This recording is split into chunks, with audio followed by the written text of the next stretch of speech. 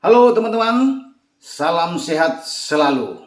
Saat ini kita akan ngobrol, kita akan bicara satu partai yang ditunggu-tunggu, dinanti-nantikan oleh pendukung Manchester Biru atau Manchester City dan pendukung Manchester Merah, Manchester United. Mereka akan bertarung di Etihad pada hari Minggu malam. Siapa yang akan memenangkan pertandingan? Masing-masing pasti akan memilih klub favoritnya. Ya, wajar. Namun kita akan coba untuk berbicara sini, ngobrol santai dengan apa yang akan terjadi di Etihad dalam pertarungan yang penuh emosional ini. Ya. MU kalah dalam pertandingan pertama musim ini di Old Trafford dengan 0-2 dari Manchester City. Sekarang mereka ingin menuntut pembalasan ketika datang di Etihad ya, pada tahun 2022. Karena kemarin kan 2021. Ya. Apakah MU bisa memenangkan pertandingan? Saya pikir bisa. Bahkan bisa sekali. Kalau melihat dalam 5 pertemuan terakhir tuh MU bisa tidak kalah dalam 4 laga. 3 menang, 1 imbang dan hanya 1 kali kalah. Kalau melihat dari sini. Nah, bahkan di 2-3 musim terakhir itu mereka selalu tampil sangat rengginas. Ya. Positif sekali hasil yang mereka dapatkan kalau ke Etihad. Ya. Contohnya pada Maret tahun lalu. MU selalu tampil termotivasi. Mereka bisa menang dengan 2-0 melawan City dan City tidak mampu mencetak gol. Walaupun mungkin dalam penguasaan City oke, ya. Dalam statistik mereka bisa unggul, tetapi hasil akhir MU yang menang. Penalti Bruno Fernandes dan 1 gol dari Luke Shaw menamatkan ambisi besar dari City untuk memukul MU tahun yang lalu. Demikian juga tahun sebelumnya. Jadi tidak boleh main-main bagi Pep Guardiola dan pasukannya. Makanya Pep itu fokus benar, konsentrasi benar untuk bisa menjamu MU dengan Ralf Rangnick sebagai nahkoda atau pelatih kepala yang datang juga dengan statistik saya pikir oke ya. Walaupun tidak konsisten seperti yang dilakukan oleh City sebelum mereka takluk dari Spurs 2-3. Ya.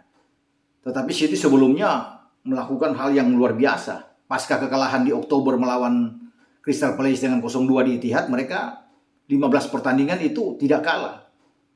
Ya. Ada 14 kemenangan dan 1 imbang. Satu-satunya melawan Soton. Terjadi di St. Mary.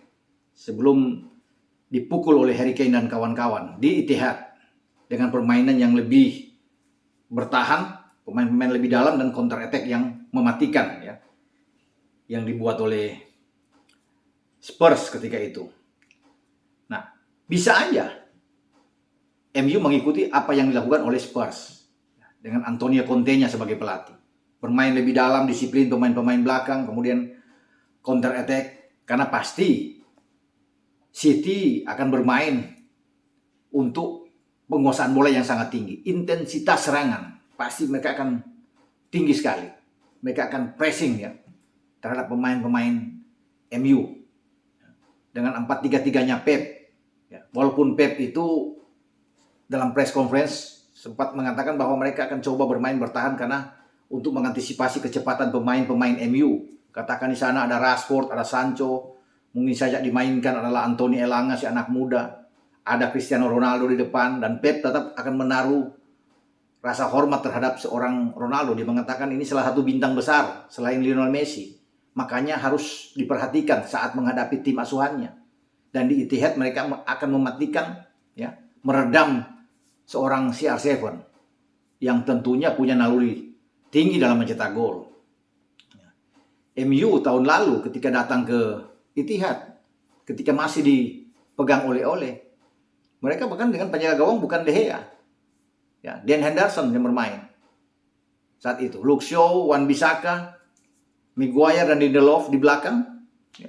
Ada Scott McTominay dan Fred bermain di tengah, kemudian ada Rashford bermain dari kiri, ada Bruno Fernandes dan di kanan masih ada Daniel James yang saat ini sudah di Leeds United. Mereka juga masih punya Anthony Martial yang dimainkan lebih awal. Anthony Martial kan kita tahu bersama sudah dipinjamkan ke Sevilla. Dan dengan starting 11 ini, MU mampu mengalahkan City dengan clean sheet, 2 gol. Nah, hal yang sama bisa mereka lakukan juga ya, bersama dengan Rangnick. Ya. Pep tentunya tidak ingin bahwa mereka harus kalah lagi. Ya, cukup sudah penderitaan mereka. Ya. Walaupun mereka musim lalu juga juara, tapi mereka ternodai dengan kekalahan dari MU. Mereka tidak ingin mengulangi itu. Ya. Pep tahu bahwa ini bahaya. MU selalu datang dengan rasa permainan yang ngotot ya untuk bisa mendapatkan poin. Ya paling tidak MU kalau nggak menang itu imbang aja udah bagus sebenarnya. Ini yang akan dihindari. Pep nggak boleh imbang apalagi kalah karena kan Liverpool ini bahaya. Liverpool terus akan mengincar posisi mereka. Tidak boleh hilang angka. Nah makanya satu-satunya jalan buat mereka mengalahkan MU tidak mudah, tidak segampang yang dibayangkan. Ya. Walaupun Pep mengatakan mereka akan lebih bertahan untuk counter attack, ini bukan gaya. Saya nggak percaya itu. Ini bukan gaya karakter dari City untuk main menunggu untuk counter attack. City akan tetap mengendalikan permainan. Ya. Mereka akan bermain dengan pressing yang tinggi, ya. Kemudian melancarkan banyak tembakan ke gawang De Gea. Ya. Itu menjadi kekuatan mereka. Mereka harus tidak boleh lagi terjadi hanya dengan 4 on target saat menghadapi Spurs. Karena Spurs bermain begitu kuat ke dalam, disiplin tinggi. Yang menyulitkan ada rasa frustrasi dari pemain-pemain City. Dari 4 on target saat itu yang mereka dapatkan ya, cuma 1 yang benar-benar menghasilkan gol. Karena satunya kan datang dari penalti Mahrez. Kesulitan-kesulitan itu yang pasti Pep belajar banyak. Apalagi mereka tidak menang mudah saat ke Goodison Park. Hanya gol sebiji saja yang mereka bisa dapatkan lewat Phil Foden saat itu. Sekarang harus bangkit bagi City. Harus bisa mendapatkan banyak gol lagi. Namun lagi-lagi yang mereka hadapi adalah MU. Tidak mudah untuk bisa menang 2-0 lawan MU seperti yang City lakukan di Old Trafford. Karena MU punya motivasi yang lain. Nah, dua tim yang sekarang berjarak itu, MU itu ada di peringkat keempat di zona Champions dan City kan ada di atas, memimpin klasemen. Tapi jarak poin mereka ada 19. Ya, sangat jauh. City dengan 66 poin, MU dengan 47 poin. Sama-sama punya kepentingan. City harus bertahan di puncak ya, untuk bisa menang dengan 3 poin. Agar lebih tenang mereka dari kejaran Liverpool. Karena mereka mengincar untuk bisa menjadi juara lagi. Sementara MU itu juga mengincar kemenangan. Karena hanya dengan 3 poin mereka akan tetap bertahan di posisi keempat atau di batas zona Champions. Mereka juga memperhatikan pergerakan dari West Ham. Karena kalau West Ham menang melawan Liverpool ya, dalam minggu dini hari, 3 poin mereka itu akan langsung mengkudeta MU, turun di posisi kelima. West Ham dengan 45 poin, tertambah 3 jadi 48, akan naik di posisi keempat. Ini yang diantisipasi oleh Ralf Rangnick dan seluruh pemain MU. Makanya mereka harus bisa kembali mendapatkan 3 poin. Masih terbuka ya, untuk bisa menang. Paling tidak kalah lah ketika mereka keluar dari Etihad. Karena dengan poin yang sama dengan West Ham, ya kalau mereka dapat 1 poin dari hasil pertandingan melawan City, berarti ada 48 poin ya. Berarti sama-sama ada di peringkat keempat. Mereka masih bisa bertahan lah. Ya, walaupun West Ham menang, tapi West Ham pun sulit saya pikir. Ketika datang ke Anfield untuk mengalahkan Liverpool berat. Mereka tidak akan pernah menang melawan Liverpool, bahkan dalam 5 musim terakhir. Ya, ini disadari oleh David Moyes sebagai pelatih West Ham. Nah, tapi saya sudah bicara di video saya sebelumnya tentang pertarungan Liverpool dan West Ham. Sekarang kita mengarahkan ke City dan MU. Dengan starting 11 yang akan dimainkan oleh Pep ya. 4-3-3-nya menghadapi 4-2-3 dari Ralf Rangnick ya, yang akan ditampilkan di Etihad. Ini menarik. Pasti juga MU ini tidak akan banyak bermain untuk frontal ke depan, untuk melayani permainan terbuka juga dari City. Bahaya buat mereka. Ya sedikit menunggu ya. Serangan lebih sabar untuk counter attack ini mungkin akan jauh lebih bagus. Ya, bagi Rangnick ya. Dengan Ronaldo tetap ada di depan, di belakangnya tentunya kita lihat ada, bisa saja Sancho dimainkan lebih dulu, Rashford dan Bruno Fernandes. Atau Sancho datang sebagai super sub, ada Elanga yang main lebih dulu. Ya. Dengan McTominay yang sudah bugar saat ini, udah bisa ikut latihan dan ada bersama dengan Fred atau mungkin dengan Pogba. Di belakang bisa Wan-Bissaka, kita tidak tahu apakah Dalot akan dimainkan, tapi Wan-Bissaka bersama dengan Luke Shaw, walaupun Telles juga oke. Ya. Kemudian kita bisa melihat bahwa dua bek tengah bisa dimainkan antara Lindelof dan Varane, atau Lindelof dengan Maguire, ya, atau Maguire dengan Varane, tergantung kebugaran terakhir yang dilihat oleh Rangnick terhadap pasukannya.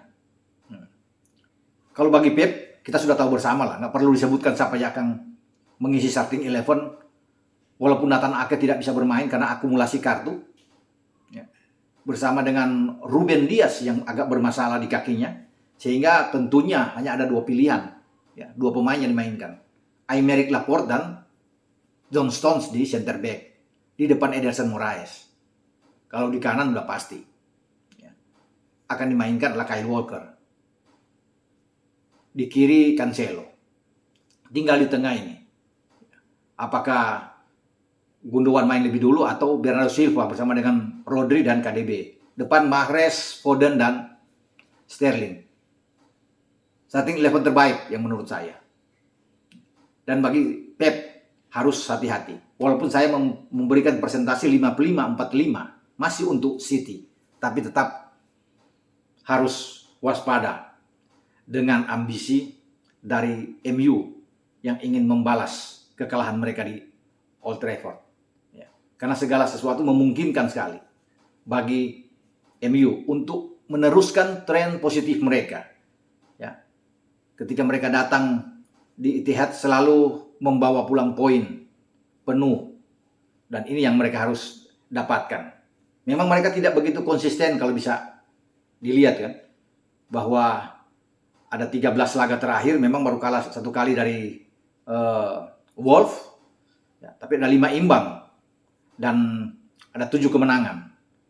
Ini yang membuat mereka tidak konsisten karena kadang-kadang menang di kandang juga ditahan imbang, Soton menahan mereka, terakhir Watford menahan mereka. Nah, ini yang agak sulit ya untuk kita bisa lihat. Namun dengan hanya satu kali kalah, ini berbahaya bagi City ya, karena tetap mereka harus fokus ya, untuk bisa meredam Manchester United, karena United mengincar kemenangan. Sekali lagi mereka harus bisa mendapatkan itu juga. Kalau City ingin menang, mereka juga ingin menang. Makanya pertandingan nanti pada Minggu malam ini seru sekali. Sangat menarik untuk dinantikan. Ya. Dalam duel apakah City bisa mencetak lebih dari 2 gol atau bahkan cuma 1 gol. Atau mereka tertahan imbang.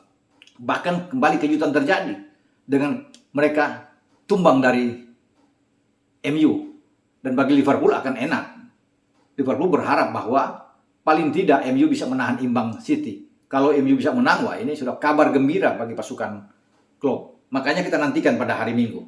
Oke, sampai di sini pembahasan saya dengan derby antara City dan MU di IPL pada pekan ke-28. Ciao!